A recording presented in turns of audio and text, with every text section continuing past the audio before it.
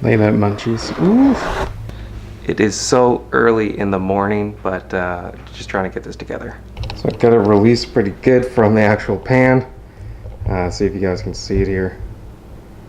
But it's the lemon curd on top. There's a layer on the bottom of the actual graham cracker and pistachio, and then it's lemon curd on top. So now I got to slice that and make it all pretty. So after all that, this is the finished dish. So hopefully it goes well. I think it looks pretty good. I'm happy with it. Tastes really good too. And then unfortunately the 3D printed thing didn't work out quite as well, but I improvised and it tastes really, really, really good. So I'm happy. I'm going to get ready to get off. It's almost 6 already, and I'm going to be there in about an hour for the audition. Here goes nothing. Are you listening? Damn.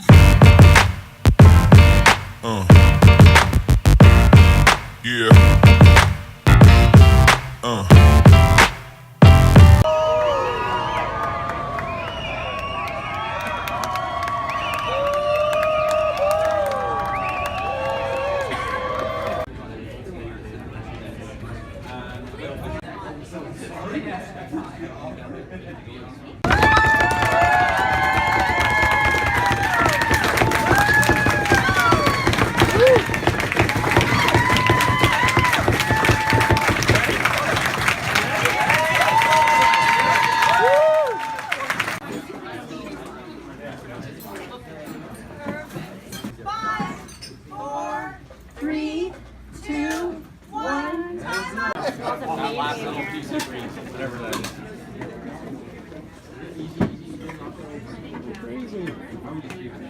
Are we allowed to walk around? You know what? It was just by chance that, because it was my first question. It was called Bacon Fest. That was my breakout. And it was unbelievable. I stood back and I couldn't believe the lineup of people that wanted my bacon. It was like, are you kidding me? It's like, what is happening here? Have you ever felt? Are you listening? Damn.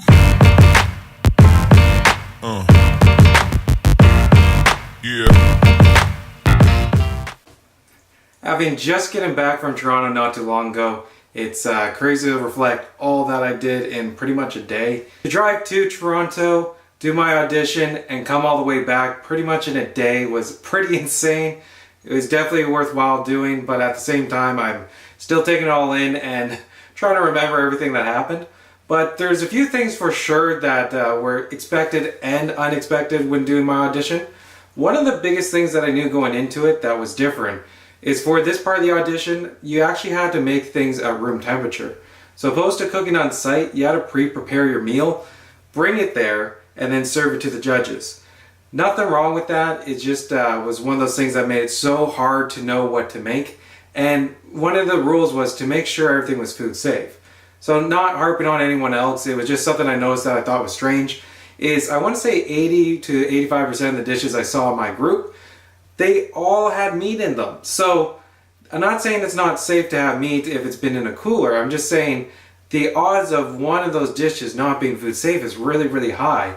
To think some of those people, it might be 7 to 9 hours they've been waiting in line or going to the actual audition before they actually get a chance to serve their food to the judges. So that was just one of those weird things that I noticed, that at the end of the day, it's not the end of the world, but it's just something that was unexpected. It would have probably changed what I made as a dish, knowing that meat was okay.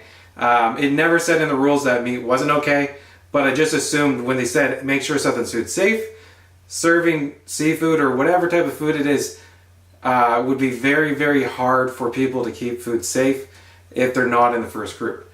I was thankful and lucky enough to be in the very first group, so I got a pre-email saying I was part of the VIP audition. The best part about that is even though I showed up pretty early in line, I got to be in the very first group that auditioned. There's very few, but a couple clips that I took during the actual auditions just to kind of give a little feel of what it was like. I really was focused in the moment though. I didn't want to take away from the actual audition myself, being behind the phone. I noticed a couple people doing that too, is they're so obsessed with filming everything that they almost would miss when a judge would come to their table. So those kind of things, I just want to be in the moment and be very approachable during the whole audition phase. From starting to line up at 6:30 to the end of my audition, it was a little over 5.5 hours. So it was a long process. The actual audition part was probably closer to 3 hours. And it's definitely something I expected to be long, but not that long. And there's nothing wrong with that. It is just was a whirlwind. It was just thing after thing after thing that you had to do for your audition. And then when you actually got to finally cook, you just need to take a big deep breath and go for it. And you only get 3 minutes to prepare your dish. So thankfully, I really needed that 3 minutes to fix my mousse. My mousse started to melt in my cooler a little bit. So I had to fix my cake definitely in that 3 minutes just to make it look more presentable. But there's definitely things that I was impressed, and I give a big kudos to people in there. So we actually got to try the dishes if the person allowed us to. So the neat part is not only did I get to present my food to the judges, I got to taste some delicious meals other people made.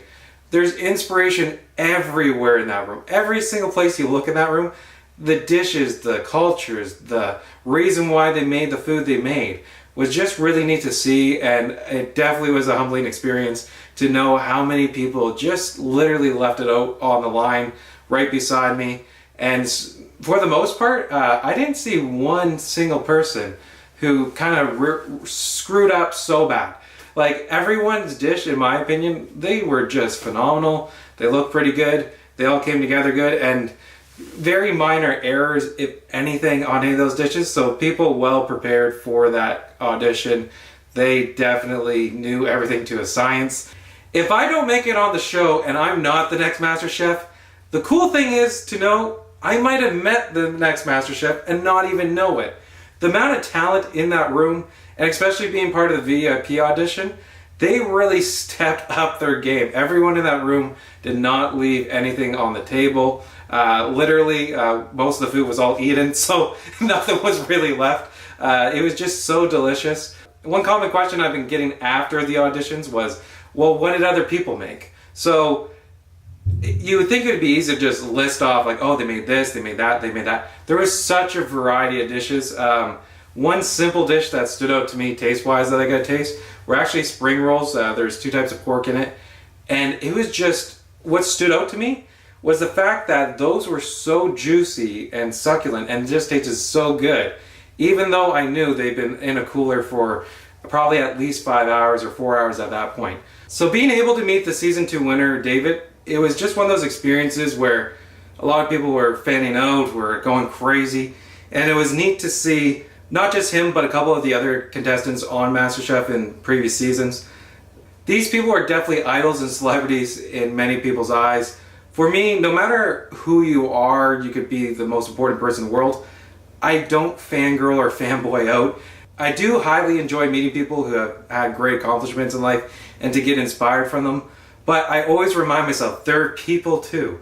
There's no reason to freak out too much. Just enjoy the moment with them, have a good conversation, get to know them a little bit more for who they are. Remember to introduce yourself, and it's just was really neat to talk to them. And those kind of conversations I had with them and experiences, they actually made the audition process a lot easier and a lot more easygoing for more people than just myself. But the way they came in, the way they explained how their auditions went, and kind of quick tips and tricks of what to do, I feel that was so vital for so many people to just remind yourselves, you know what, just be yourself. If that's not enough, who cares? Just enjoy the moment and enjoy the experience. The food will definitely speak for itself if they taste it and it's delicious. If the food turns out horrible, hopefully you have a great personality to win them over. There were definitely contestants in my mind that if they don't make the show, I will be shocked, because they just, to me, I was so engaged. Their food was amazing. They had a great personality. They were just, to me, ready to go on the show. I'm very happy with how I did. That being said though, just the type of person I am, I'm always thinking of, hey, what can I do better next time? How can I improve? What did I do wrong and what did I do right? If there's anyone watching this who is applying for MasterChef and you're in that same audition process, I know the season is over for auditions now for the Canadian version, but if you have to make a room temperature dish, this is the one giant piece of advice that you have to do and think about. I took a risk making something that doesn't work too well at room temperature, and that's the only slight thing that I regret a little bit, because if I did something that was foolproof and I knew could stay out in the hot sun for a long period of time and still be okay, I know that the presentation of my plate would look exactly how I wanted it to. A neat side note that casting director actually told me was there was a contestant that actually made it onto the show. When they did that part of their audition, they were serving homemade ice cream. So one of the things that person might have thought is, well, if I keep it cold enough in the cooler and I take it out and serve it, you know what, it's going to be great, no problem. But the thing you don't really realize until you're in the audition process is by the time they might get around to taste your food, it could be almost up to an hour that your food is standing out there. So by the time they actually tasted her dish, it was apparently more of a puddle than ice cream, but she still made it onto the show. So those little things that you learn, it's hard to know what exactly they're looking for. Because you could argue that your dish didn't turn out, you tried a risk and it didn't pay off, so hopefully see you next year. But whatever it was about that contestant stood out enough for them that it made a difference. But in the comments, please let me know if there's anything that I didn't say or anything that you're wondering about the audition. I'll be more than happy to answer it, so definitely comment on that. Something cool after the auditions happened. It was just being in the right place, right time, having my camera out. I witnessed a car crash, and I also got that car crash on film. So here you'll see the car crash happening, and I'll explain more about the actual car crash after I show you the clip.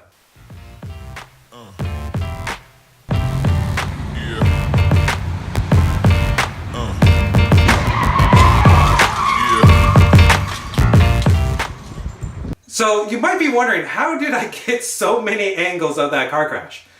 The thing about growing up in Ottawa, for the most part, that you don't get like a big city like Toronto, things are always happening. So there was actually a movie being filmed. I forget exactly what it's called, but it's Avon. I'll probably put a little bubble up here once I remember the name, but it has an A, ends with an N, it's 4 letters, I forget exactly. They were filming a car crash, but the cool part about the car crash, they actually did the crash multiple times to get the right angles. I went ahead, happened to walk out of my audition, was walking on the street, noticed something weird was going on, started filming, and the cars crashed. So I got that moment just probably 2 minutes after realizing, oh, they're filming a movie here. Then I was so thirsty and parched from the audition that I was like, you know what, let's find, doesn't matter where it is, whatever's closest, I just want to have a drink. So I went to Starbucks. It was awesome, really refreshing. But the surprising part is where we're sitting at Starbucks was at a perfect angle for another part of the crash. So we actually saw 3 different angles of the crash. I pieced it all together, as you can see, so it turned out pretty good. I didn't have a longer lens on me. I really wish I did. I just wasn't expecting something like that to happen. I've always debated in my head, will I one day move to a bigger city like Toronto, Vancouver, doesn't matter where it is, because there's something always going on. There's always, it always feels like no matter what you're doing, someone's doing something. So those kind of cities, I do like the feel that I literally just walked out of an audition, went in to see a car crash, all in the span of half a day, and all the cool things that happened to me in just half a day. It's hard not to kind of fall in love with the idea of living in a bigger city. Ottawa, nothing against you, but it's just, if you know anyone from Ottawa, it's the famous thing, hey, what do you do for fun? It's going to the movies, going out to a restaurant. That's the big 2. There's other things as well, but those are the big 2 that if someone wants to hang out, you're going out for a coffee or you're seeing a movie. That's almost always what seems to happen. Where I can only imagine what you could do in Toronto in comparison. In the short period of time, I went from preparation to audition to being relieved that it's all over for now, to just take a breather and not be so stressed out about practicing. I made so many things that I never would have made if it wasn't for this opportunity, because if I do end up making it on the show, the last thing I want is regretting that I didn't take enough time to learn things I didn't know in cooking. So this season, if I were to make it on the show, there is a chance someone could beat me because I've been just cramming as much as possible. But if I ever apply again, I am going to be so ready with so many techniques and trying everything I can think imaginable that no one's going to even touch me. If you ever have a dream or anything you want to do in life, don't ever let that first failure be the end point.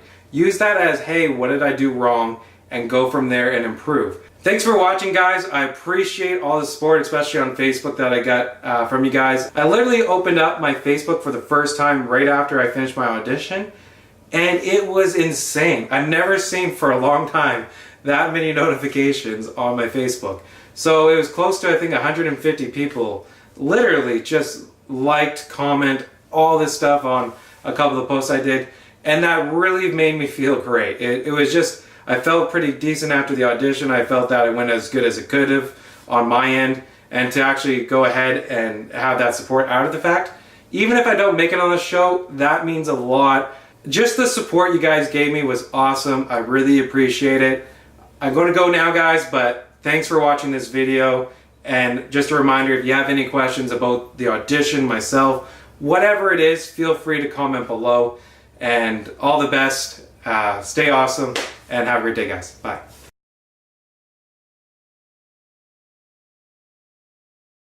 The fact that they were able to make the food taste that good and actually